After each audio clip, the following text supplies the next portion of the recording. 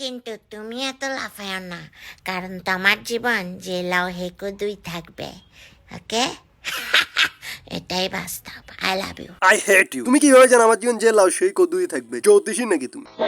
आने वाले साल को सलाम, जाने वाले साल को सलाम।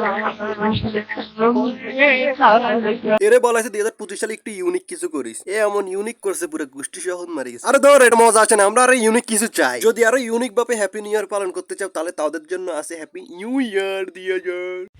Happy New Year, my dear friend. Happy New Year, my dear friend. Happy New Year, my dear friend.